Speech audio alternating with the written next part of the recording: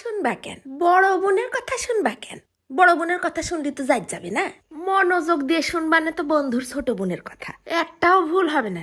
হা করে গাল দিয়ে মাছি যাবে না। আসসালামু আলাইকুম। বললাম ধনে পাতা এক গাদা রয়েছে, ধনে পাতা আর আনিস না। তারপরও এক গাছিক ধনে পাতা আইনা হাজির। এখন আমি এত পাতা দিয়ে কি করি?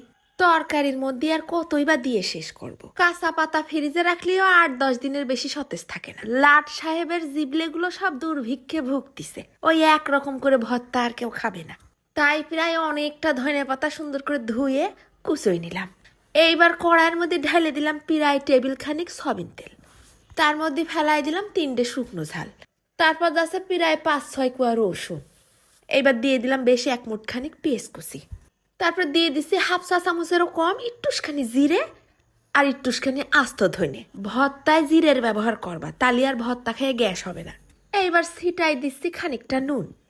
রংটা একটু সুন্দর হবে না, তাই আবার একটুখানি হলদির গুঁড়ো দিয়ে দিলাম আর হাফ চা চামচের মতন শুকনো ঝালের গুঁড়োও মেরে দিলাম। সুন্দর করে নাড়ে চাড়ে পেঁয়াজ রসুনটা ভাজা হলি ব্লেন্ডারে একটা ঘুরলি দিয়ে আনিগে।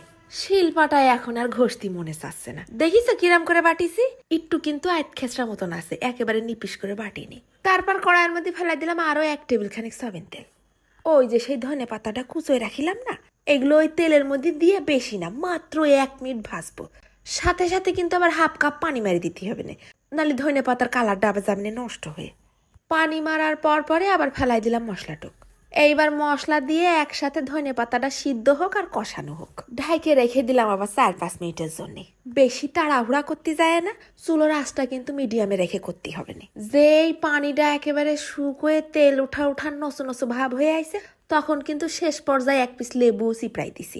স্টোরেজ হয়ে গেছে ফুল, ক্যামেরা হয়ে গেছে বন্ধ, সেটুকু আর ভিডিওতে উঠিনি। ভর্তা তো হয়ে গেছে অল্প একটু। ভর্তার কড়াইয়ের মধ্যেই গাদাখানি গরম ভাত নিয়ে নিলাম। মা খায় যা খায় সবাই একবারে খাইয়ে উঠবানে। ওরে গরম, হাত লাগানো যাচ্ছে না।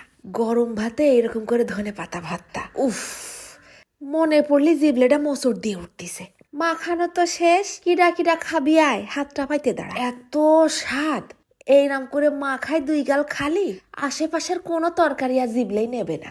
লেবুর হালকা টকটক ভাব আসতেছে, সাথে ধনে পাতার ঘেরান।